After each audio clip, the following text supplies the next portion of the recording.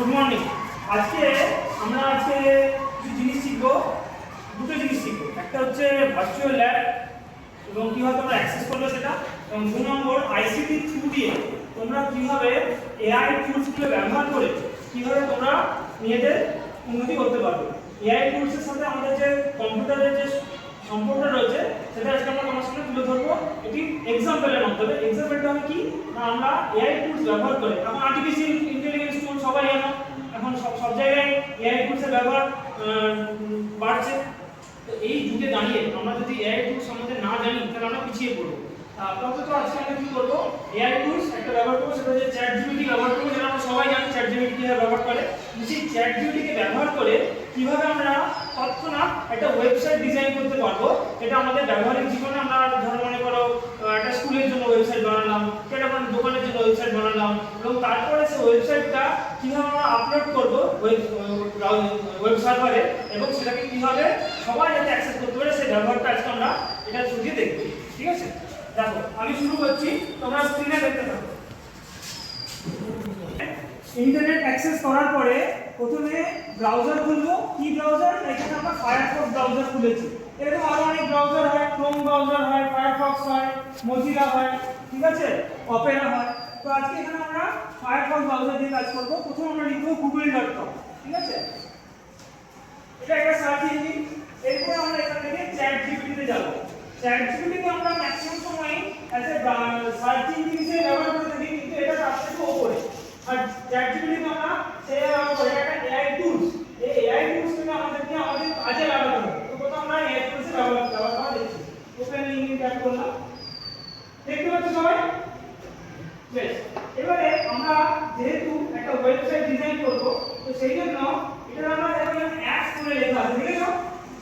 এই অ্যাপসে যাব, ঠিক আছে, অ্যাপসে গিয়ে সার্চে দেব ওয়েব ডিজাইন।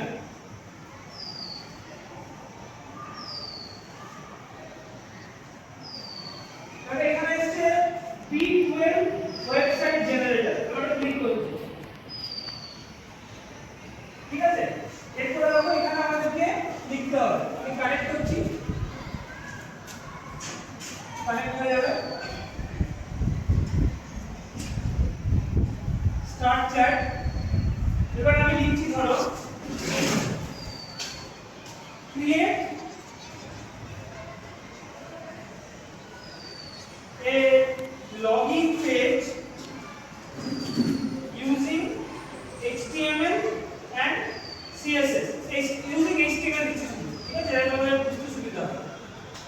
দিলাম, দেখো ওখানে কোড জেনারেট হতে শুরু করবে। HTML কোড জেনারেট হয়ে গেছে।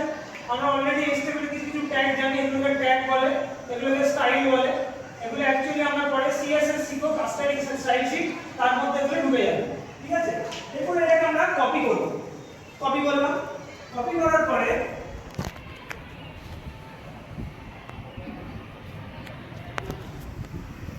টেক্সট এডিটরে গেলাম, এখানে এটাকে আমরা পেস্ট করে দেব, ঠিক আছে। এবার এটাকে আমরা সেভ করব।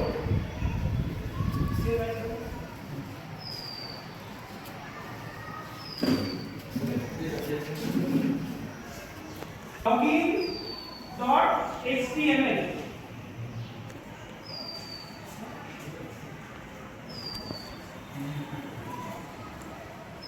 login.html, ঠিক আছে, সেভ করে দিলাম।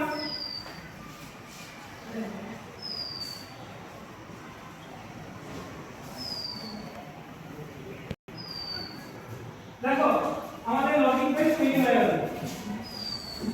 লগইন পেজ তৈরি হয়ে গেল, আমাদের কোনো কোড করতে হলো না, কিন্তু আমরা লগইন পেজটা তৈরি করে ফেললাম, ঠিক আছে।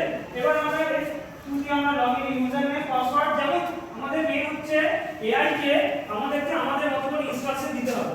আমাদের মতো করে ইনস্ট্রাকশন দিলে ও কোড জেনারেট করবে। কিন্তু কোড জেনারেট করলে শুধু হলো না, কোডটা জানতে হবে ভেতরে কি লেখা আছে। সেই লেখাটা যদি আমাদের একটু চেঞ্জ করতে, মনে করে এখন কোনো একজন আমার কোনো ক্লায়েন্ট সে বললো স্যার লগইন করতে ঠিক আছে, কিন্তু এখানে একটা আমার ছবি লাগবে, আমার কোম্পানির লোগো লাগবে, তাহলে সেই লোগোটা আমাদেরকে দিতে হবে। তাহলে তোমরা বুঝতে পারলে এআই এর থ্রু দিয়ে তোমরা একটা HTML কোড মিনিমাম জানা সত্ত্বেও একটা ওয়েবসাইট ডিজাইন খুব শর্ট করে করে দিতে পারবে 5 সেকেন্ডের মধ্যে। বুঝেছো ব্যাপারটা? আচ্ছা, এর সাথে সাথে আমরা আরেকটা জিনিসও করছি, আমরা একটা ডিজিটাল লাইব্রেরি তৈরি করছি। ডিজিটাল লাইব্রেরি কি?